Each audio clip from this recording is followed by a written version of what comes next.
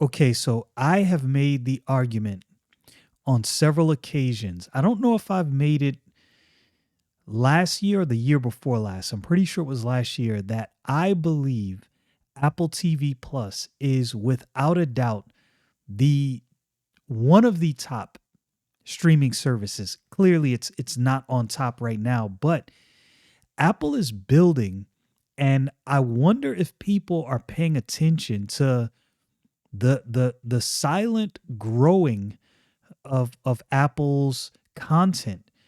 Now, I don't watch shows like I used to. I do, a bunch of things with my time, got a bunch of things going on. So I don't necessarily carve out as much time as I once did for shows. But if I watch something, I want it to be good. Now, obviously, I consume a lot of podcasts and a lot of videos on YouTube, but typically the things I'm watching on YouTube, it's gonna be it's gonna be stuff that is I'm learning something. There's some bit of information that I actually need, and this podcast or this video goes over that bit of information. So it's not random.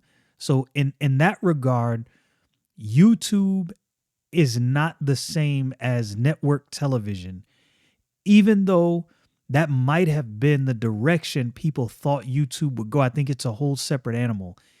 And likewise, I think streaming services are completely different animals separated from network television. And in a lot of ways, there's more benefits. Now, of course, you have the problem of fracturing. Everybody's getting their own streaming service. And so now your money is split. Like, which one do you want? Do you want this thing over here, or you can't watch this show you like, or do you want this other one? And that is a problem. I don't know how that's going to be resolved. I don't know what's going to be the inflection point that solves that thing right there. But anyway, I believe Apple has the potential, if they keep on the route they're on, to be the best streaming service, from Foundation to Silo to For All Mankind. These shows are really knocking it out of the park. I believe Foundation is based on an Isaac Asimov novel. And man, that show is good. But Silo season 2. Now, I'm going to warn you. I'm going to read this article from Screen Rant. There are spoilers ahead. I'm going to warn you one more time. Heavy, heavy spoilers ahead. But if you like sci-fi, I'm telling you, this is must see TV. It's funny how we're talking about streaming, we still say TV, even though, people aren't necessarily watching televisions anymore. I mean, I guess there's smart TVs and people have their Apple TVs hooked up to their devices. So I guess in that regard, you could still say TV. But I think when people say TV, they mean like network television. Anyway, Silo season 2 finale includes a moment so clever it initially feels like a plot hole. That's a very true statement. Okay, so even this article warned you. Warning, spoilers ahead for Silo season 2, episode 10, Into the Fire. Silo season 2 splits its time between Silo 17 and Silo 18. And although it somehow manages to maintain the same level of pace and intrigue, there's one moment in particular that at first appears to be a narrative oversight, but it isn't. The second run of Apple TV Plus's dystopian sci-fi includes an intricate series of events that could go wrong both in the world of the show and in the finale script. Thankfully, what initially feels like a mistake eventually turns out to be a brilliant part of Mechanical's plan in Silo Season 2, Episode 10, Into the Fire. All true. All true, I'm telling you. This is a novel by Hugh Howey. That's what this is based on. I've seen dystopian shows and they're good. A lot of them are good. I'm not going to, sit here like this show is the first dystopian show to ever be good, but this is done in such a unique way because these people are in the silo. They've been in a silo, from my understanding, for 500 years, right, through different generations. They don't really know why they're in the silo, what caused this event. And the end of this season, they flash back to a scene with this senator sitting with this reporter on a date, but the reporter really got him out to kind of get some information. And you get some clues as to what happened. This made me go back and look up the plot from the books. And this is when I decided, okay, I got to get these books because this is a good story. Okay, while Silo Season two's ending includes a handful of huge cliffhangers, fans can at least rest safe in the knowledge that the show has been confirmed for two more seasons and will end on its own terms. So the Silo cast will return twice more to wrap up the saga. This unconventional multi-seasonal renewal proves that Silo is considered one of the best Apple TV Plus sci-fi shows by the platform as well as its subscribers. One of Silo's biggest strengths is its impressive attention to detail, and even when it seems like an error is being made, and this is true, I think Apple has been focused more on quality than quantity. They don't have as many Apple doesn't have as many shows, like not even close to like a Netflix or an Amazon Prime or even Paramount. I don't think they have as much as Paramount or Disney Plus even. Maybe they do. I have to go back and look. But the things they have, the shows and the movies that Apple is putting out are top quality, both from acting to script to what you see on screen. They're not relying, it seems like they're not relying so heavily on CGI that the plot is lacking. All of these things are done rather well. And, I am pleased with everything I have seen thus far. I've been really pleased with this show. Okay, so it goes on to say, Mechanical's plan in Silo season two finale comes in several stages, and it initially seems as though it's going wrong. When Shane McCrae Knox and the other rebels are taken into custody in the makeshift jail further up the Silo 18, it doesn't appear to make sense why those being arrested are acting so compliantly. There are hardly any raiders. There are hardly any raiders there compared to the number of rebels present. So Knox and his allies could easily have broken out of the improvised pen and resume their disruptive activities. Thankfully, they didn't, as this would have been the wrong move.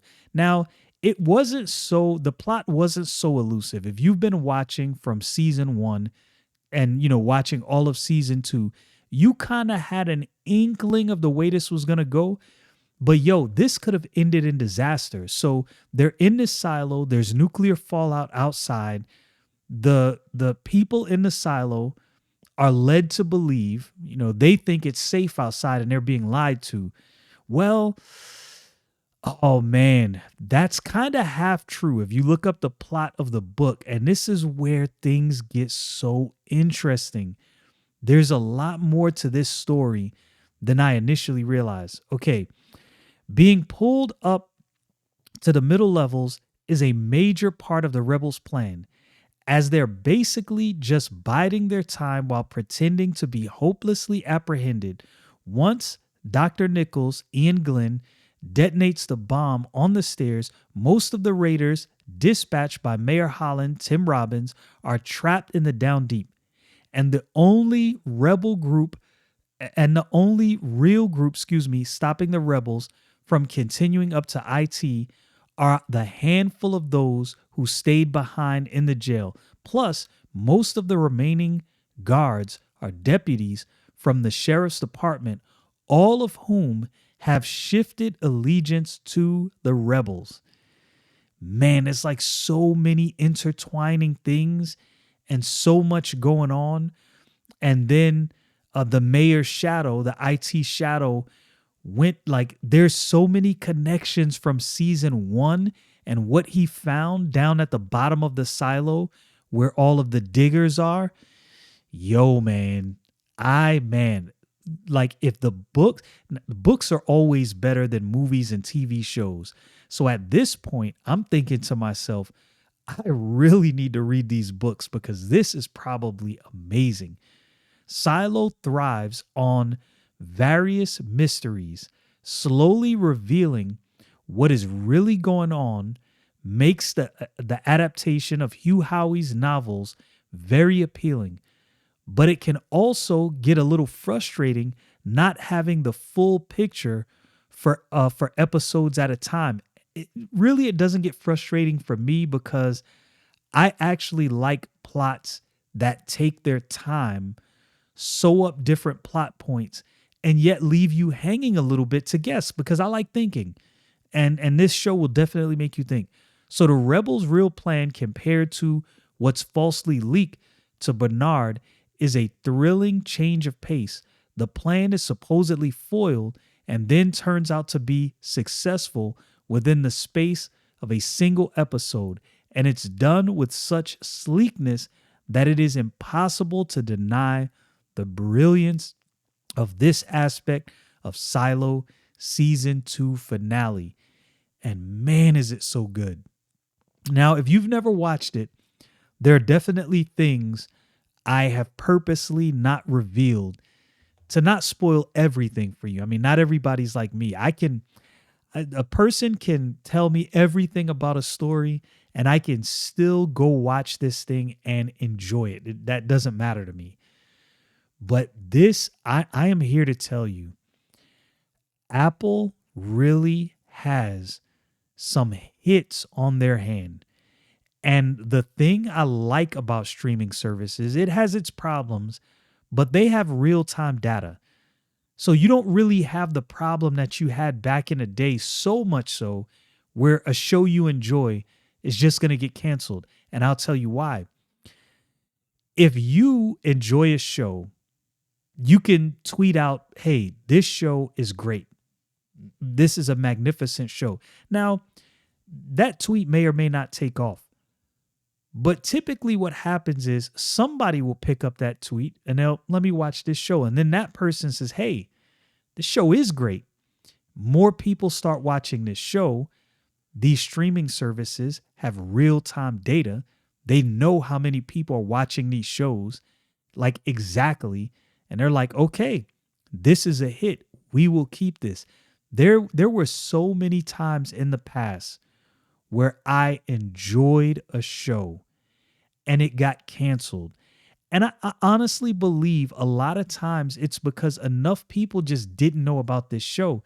Another benefit, look, social media and streaming services have goods and bads, pros and cons, negatives and positives, just like anything else. One of the huge positive effects of these things is the ability of normal people and fans to push a show to the forefront so it doesn't get canceled. There's been a lot of campaigns online that got things pushed to the forefront to the point where studios are like, okay, we have to do this. If I'm not mistaken, that's what brought us the director's cut of the Justice League. If I'm not mistaken, memory serves me correctly, it was a fan push, a fan outcry. We want to see what Zack Snyder put together, and that happened on HBO Max. But anyway, this show is good. Apple is absolutely crushing it, and Silo is must-see TV.